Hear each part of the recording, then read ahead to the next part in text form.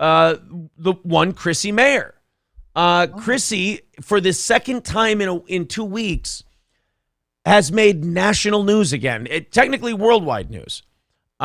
She was back on Fox News. She was doing interviews on Newsmax. She was all over the place. Articles everywhere, The Blaze, you name it. She's canceled. She's done.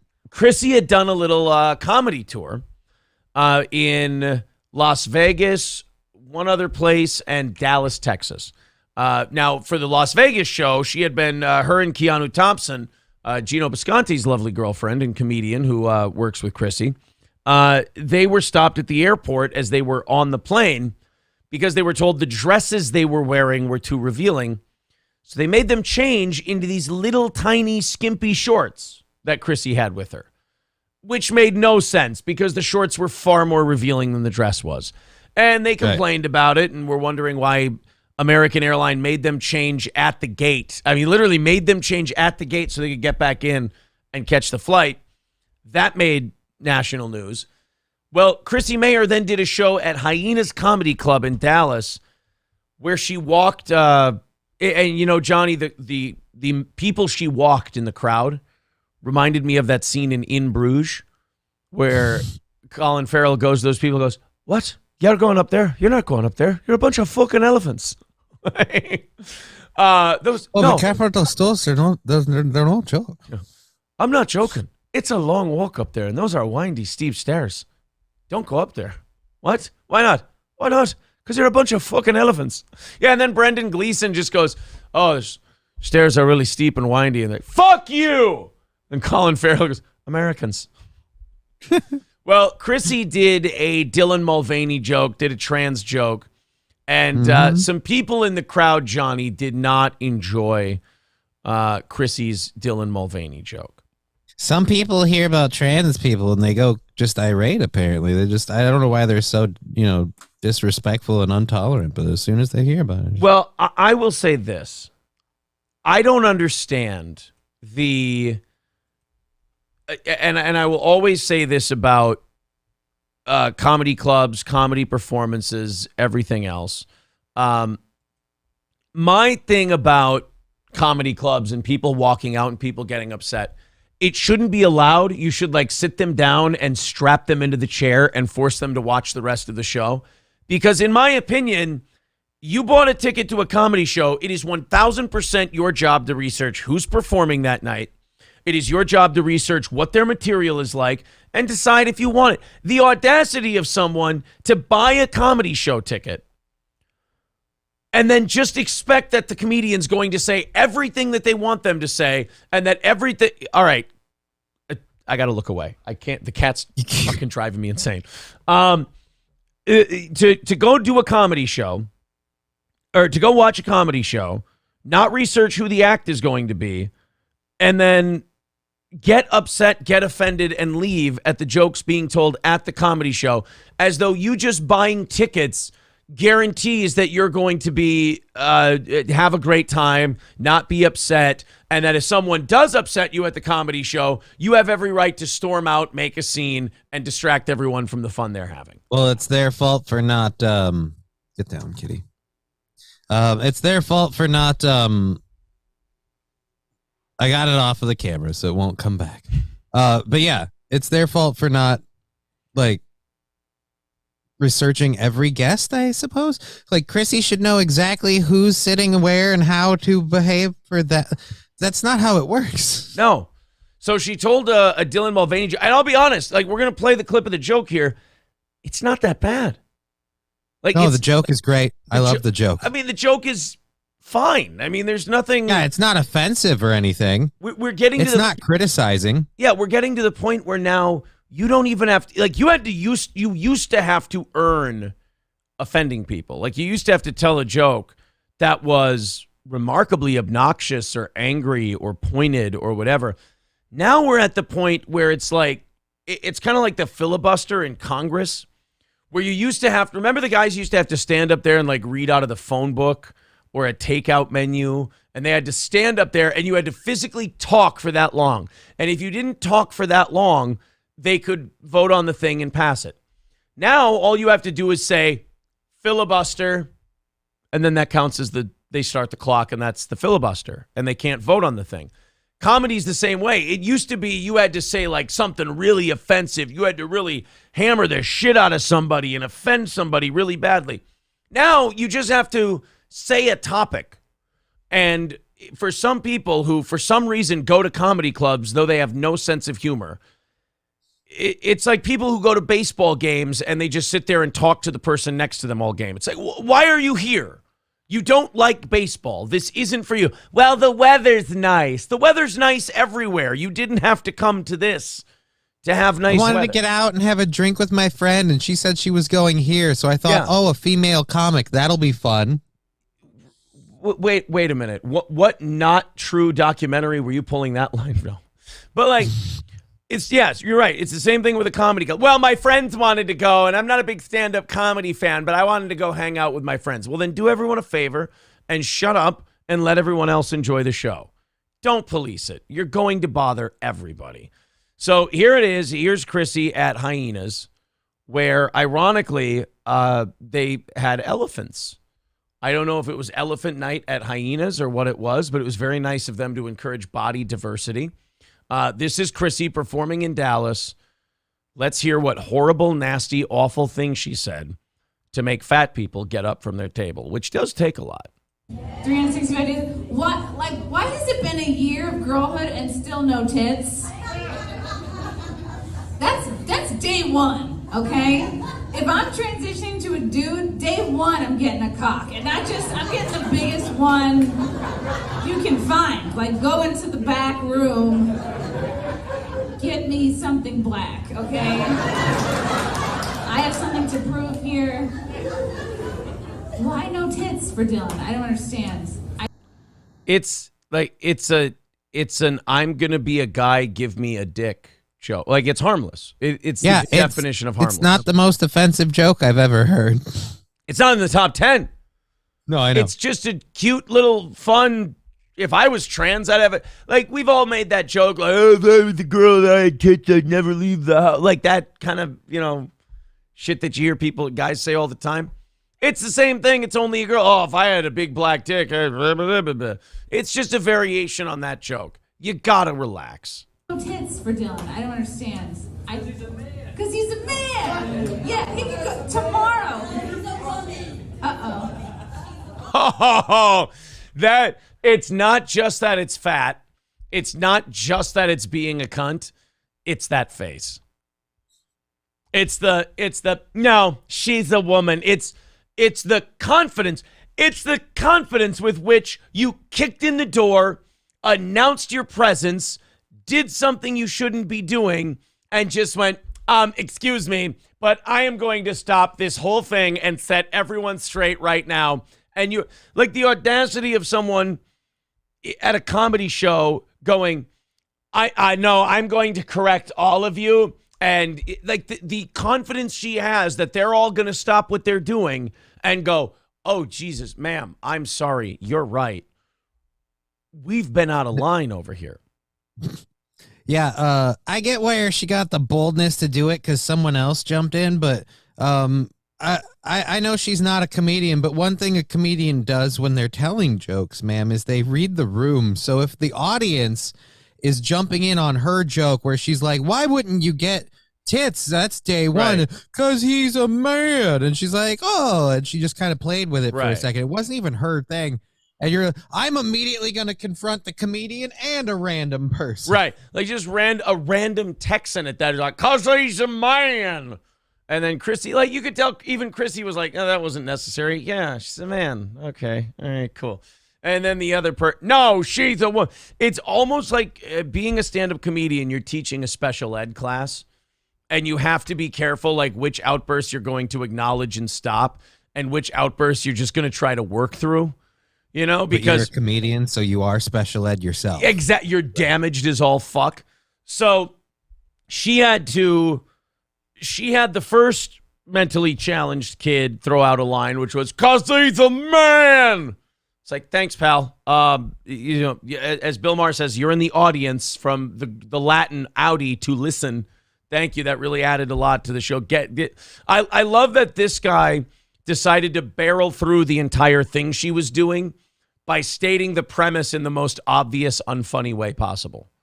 Because he's a man. Thank you. That's not what I was working through at all in this whole thing. That's not the premise that I was working through that we are all kind of accepting. Thank you for shouting it out in a literal sense. Thank you, Kreskin, for reading between the lines. None of us got it. Hey, nothing gets past this guy. All right, sir, I've got a joke for you. You tell me how it ends. A father, a mother, a son, and a dog walk into a talent agency. And the talent agent says, what kind of act do you have for us? And the dad says, I'm going to show you our act. And he pulls down his pants. Sir, do you know how this one ends? Then shut the fuck up and let me do my job. So if you acknowledge the first mentally challenged kid who goes, hey, he's a man, you'll get a second mentally challenged kid to go, no, she's a woman. And then all of a sudden you'll just hear monkey screeching for the next 30 seconds while everybody loses their mind. It is the perfect analogy. Doing a stand-up comedy show is like running a special education class. So this woman has set everybody straight at the Chrissie Mayr show. She has let everyone know that Dylan Mulvaney is a woman, is a hero, and she has even given everyone the fat white girl wannabe black look as she does it. We have one of those. I figured. Oh, she hasn't stopped. No, it's all good. That fucking head is bobbing this whole time. It's okay. Some of us can believe in reality and some of us can't. Coexist. This is America. We should have different beliefs. It's all good. Yeah, see, you know what? You know what's really good for a comedy show now? Tension. If you want to have yourself a really good comedy show, you need yourself a good big dose of tension. That just really helps. Having someone literally in the corner, sulking and angry, starting a philosophical social debate while someone's trying to literally tell an I'd like a black dick joke. That's usually a good way to loosen people up and get them to laugh. I don't know, man. She's got some balls because she has to know by this point, like, people have clearly picked their sides on this issue, including the performer, and it feels like she's kind of on an island by herself in a way. Like, there aren't a lot of people over there like, yeah, you're right, Dylan is a lady. You can definitely tell that people are either, like, there's two reactions to that woman, nervous or exhausted. Like, they're either like, oh, shit, here we go. Or they're going like, ah, fuck, not another one. God damn it. I thought I could come to a comedy club and I was safe from this shit. But, you know, people like this woman, they go, like, you would think comedy clubs would be a place where you could laugh about just about anything. But you have to remember, there's people like her that know that, and that's not okay with her. So she has to go to comedy clubs, and in her mind, before this show, I guarantee, she knew she was going to be the joke police if anything got out of hand. If anything got out of hand, she's like, if the only thing needed for evil to triumph is for good men to do nothing, and I'm going to be the person that stands athwart the comic and yells, stop. Good for you. Now everybody's uptight, they're nervous, and they're not going to... You never start with the head. The victim gets all fuzzy, and they can't hear the next joke. God damn it, Sarah. Is this the fucking Auschwitz ice cream stand again? I mean, for fuck's sake. No. I just wanted a cherry icy. I didn't have to hear about how it looks like the blood of the innocent. Sweet Jesus. If it was an ice cream stand, they wouldn't have said anything. Their mouths would be full. So, in fairness. Oh, good. Binary, we didn't have bisexual, we didn't have as many labels. It was just like, oh, you're not bisexual, you're just fun at parties. Dude, she is sitting there like She just tried to snap her own neck. Yeah, I was rooting for her. Yeah, she's having spasms. Yeah, she was like trying to do a Joker in The Dark Knight Returns Part 2. She was just trying to snap her own neck. And by the way, try again. I bet you can do it. I'm cheering you on. If she's doing a Joker from Batman, can we get it to be the one where she's like, and the boss said they put in pretty lights? Yeah, Christmas. Yeah. I'm trying to be body positive here. Just keep trying. She's just a good time. Yeah, just like the real Princeton, I've let in some people I shouldn't have. They're getting up. Look at the size of these women. See, now, At what Did she point? pay for 2 seats? Because otherwise that's theft. At what point can you not look at these people and go, oh, this isn't about the comedian. This isn't about the jokes. This isn't about the subject matter. This isn't about any of that stuff. This is clearly a projection of inner unhappiness about themselves projected outward onto a live performer. I mean, when you see people this big being this angry about shit that doesn't affect them, it is a cry for help regarding something else. Nobody can be this upset about a joke where someone, misgendered Dylan Mulvaney. What do you care about the joke? You don't have a dick coming for you or with you. Like, okay, in fairness, you would have to check that out because there's a lot of skin and a lot of moving parts. We can't be sure. I'd say show me, but you look too fat to flash. And I only have 15 minutes. So, I mean, I don't have time to do a full inspection. Jesus. I let in some people because they Gotta were hoist real the athletic. mainsail. You know what I mean? I saw potential. I let in some people just because they were Puerto Rican. They can't all be white, right? You have to see yourself represented in the pamphlet, sir. You can't, right? Because you see yourself coming here. Fuck the transphobe! Is that the best you can do? Oh, they walked out, Johnny. They got to the back of the room and they yelled, fuck transphobes. Got him. Yeah. Got him. That room really regrets losing that group of people. How are we supposed to have fun the rest of this evening if those people aren't here? I don't mean to be rude, but they really did kind of suck all the air out of the room. I mean, just literally, their lungs were so big, it was going in. Like, yeah. there needs to be some for the rest of us. The pressure in the room, actually, the air pressure went up after they left. It's weird. It's a building, but the whole thing kind of went up an inch after they left. It was like, holy shit, did they hold it down? Well, it had rained a lot the day before, so the building, the foundation sunk in a little bit when they came in, so it let back up once they left. It happens sometimes in really wet areas. Oh my God, I'm so sad. Make sure she gets home safe. I don't want those women to get harpooned in the neck on their way to their cars.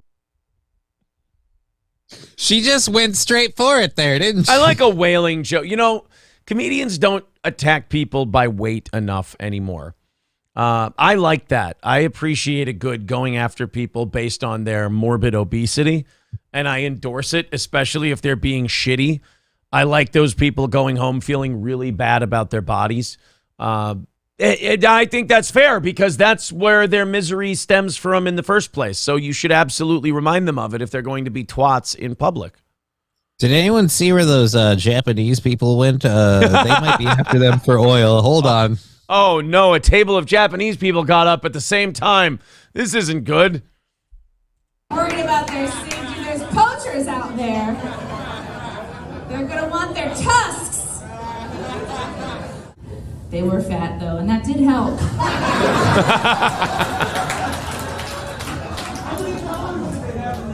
How many colors? Did they have colored hair? I don't know. You want to bet there's at least one septum piercing in there somewhere? Oh, there's definitely a septum piercing. There was the bitchy face, the whole thing. That was just an awful group of people. I guarantee one of them complained on the way out, and I got someone to babysit my kid for this. And it's like, oh, no. Can we see a picture of your kid? Because I have some guesses. I just have one guess. That's it. I just have one guess. If I'm wrong, I'm wrong, but I'd like to throw it out there if I could. Just one guess. And look, if I'm wrong, you get a free appetizer. How's that? So I guess Alex Stein was on that show. A couple of other people were on that show. Keanu, Lila Hart. But, apparently Alex didn't do his feeding a black man a banana bit on that show in front of that crowd because A, they would have been offended. B, they would have thought it was their baby daddy. And C, they would have eaten the banana. So it could have gotten a lot worse had Alex decided to lean in. Wasabisto with 600 yen says each of those hogs who left made room for 3 paying customers.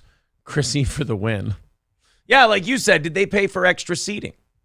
I feel like if they did, then she definitely won for that because it's like 3 people left, but 6 people paid. That's how that's. Yeah, it's just weird how it works out. It limited the room. John Domingo says they attacked Chrissie's merch table in the lobby. They were looking for snacks. Yeah, they were turning it over like the old Prohibition cops. Like they were just tossing the whole thing, looking for food. They did, though. No one will buy these shirts if they've been on the floor. Yeah, they stampeded Chrissie's merch table and wrecked the whole thing. And apparently afterwards went, it's my best elephant impression. Mac with $1. Thank you very much to Mac. Tigger next door says it's actually not a septum piercing. It's a bull ring. Oh, well, see, now that's helpful. Hulkamasha Baby says, Trayvon says the crack dealers were watching the kid while I went to the comedy show. Rostog's Broken Spirit says, yeah, no wonder Wassa profited from the lamp oil harvested from those large units. Mark Atkinson with a great question. He says, why do people who have no sense of humor go to a comedy show? I don't know that. And I also, people get mad. I was going to say women. It usually is women. People get mad when you tell them that they should research the comedians. People feel so entitled when they buy a ticket to a comedy show that when you tell them, like, did you research the comic? Did you look? And they'll give you this blank stare for a second because they realize, oh, shit, well, we've been caught. No, we didn't. We were lazy. We just bought tickets and thought we'd go to a comedy show. And it would be like Henny Youngman going, take my wife, please. And they go, well, I shouldn't have to look up with, well, the fucking entitled attitude of I shouldn't have to look up what I'm going to when I buy a ticket to it. I should just be allowed to go there, treated like King Kamehameha, and and everything should be just how I want it. If you feel like you shouldn't have to look up anything about the comic, then you should also feel like I don't have any right to get offended. Yeah. Just let it go. Right. You have to you bought the ticket. You chose to go there. If the comedian came into your front door and started yelling and screaming about shit you don't like, okay, you can get upset. You can get offended. That's your house. You bought a ticket to go see them. If you don't want to hear offensive material, research who they are, watch their shit. I'm sure it'll be on the internet. And if you don't like that kind of thing, guess what? You just saved yourself some money. Congratulations. Ukraine Goat says, I'm glad they attacked the ginger and Alex was safe. Well, no, they didn't attack her. They attacked her merch table. They stampeded over inanimate objects. Those poor hats were in terrible shape. Time for comedy clubs to charge customers by the pound, says Wasabista. Ukraine Goat says, can Alex come on your show? Alex has been on our show before. I like Alex. I don't mean to brag, but I DM with Alex sometimes. He's a very nice gentleman. Feels douchey I'm to say sure that. he is. What do you guys talk about? We talk about how he's going to kill you for saying he's a homosexual. He says he's that's fun. going to, quote, cut that fucker's legs off. I don't. I'm gonna break both his legs. Yeah. Oh, don't tell him. I don't know what he means by that. I'm not sure what he meant by it, but